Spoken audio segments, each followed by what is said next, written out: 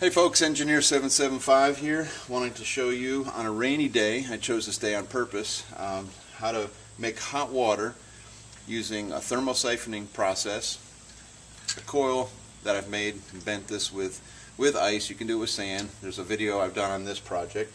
I've placed it inside some stovepipe, drilled 2 holes on the other side, and I've adapted it down to 4-inch. This is all inexpensive stovepipe from a local hardware store, and then some copper tubing for the thermosiphoning process. And what I'm going to be doing is, as the water comes into this hot coil, it will rise up in the coil and dump into the top of the water heater. I picked up, somebody was throwing it away.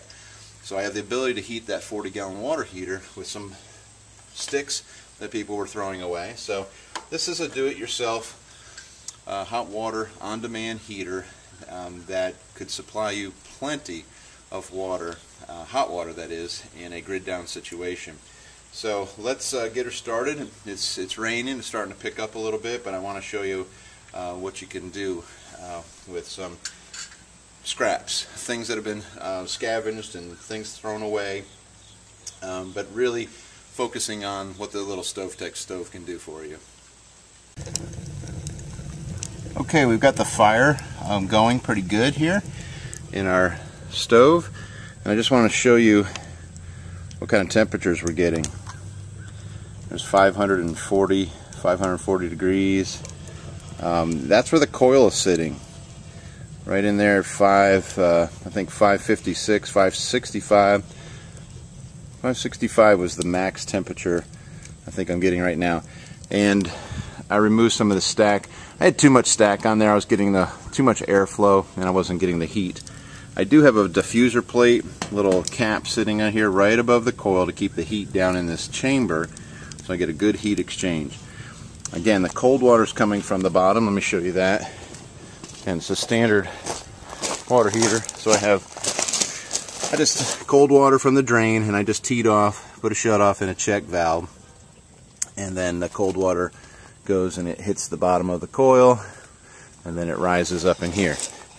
So this is, you can hear some gurgling. Let's see. Here. I mean, this thing will burn your hand off. It's so hot. Hear that gurgling? That's hot water going to the top. You can see this thing shake a little bit as it thermosiphons and pumps. What I'm going to do is disconnect this line because you really can't see, and I'll be back. Alright, so I've disconnected this line, and I'm going to bring it down here to the side and try not to burn myself.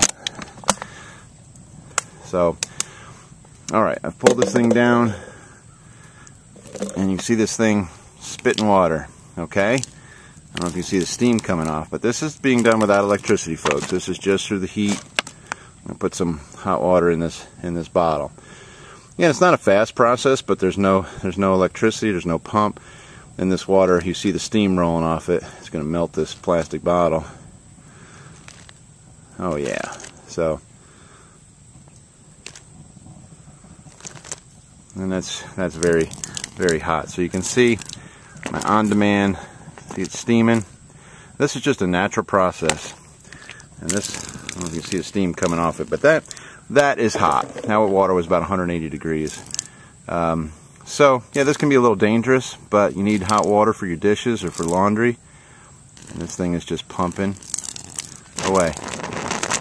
There goes a little steam. So it's kind of like an old coffee pot. We're just percolating here. You feed a little wood in. Let that thing burn. And there's no electricity on here, folks. It's just pumping water by using heat. I think you can see the steam coming off.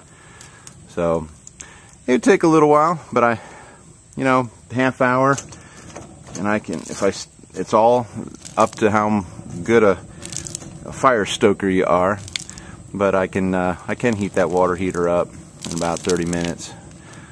And towards the end, though, obviously the water is getting warmer that comes into the bottom of the coil, so the differential isn't as much. Right now the water is like 60 degrees coming into the coil, coming out at steam. See the steam coming off, real hot water coming off of there.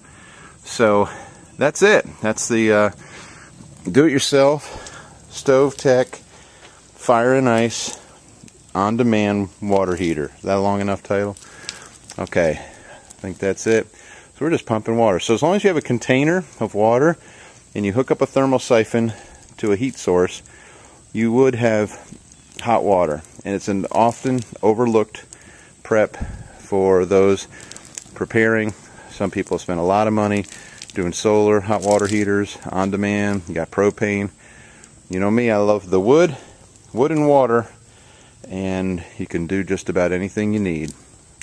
Alright, I think that's enough. I hope I explained it well enough. Go back and look at the bending the copper tubing with ice. Still tweaking this to get some better output. I'm going to step up the copper tubing. This is 3/8. If I did it in 1/2 inch, I would get probably 40% more hot water. Definitely 40% more surface area. So, but this is sufficient. You know, you do this for a half hour. Again, you're mixing this. If you mix that with some cold water, you're in good shape. But again, this thing is pumping without power.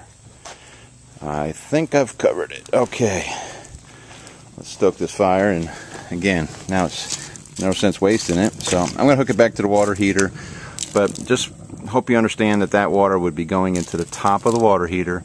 The cold water would be coming out, and it would keep doing that until that tank equalized or normalized to, as long as you have that fire going, it would ultimately just keep going up and up and up in temperature until the pop-off blew. So be careful when you're doing these things. This is the way people used to heat water. Engineer 775 signing off.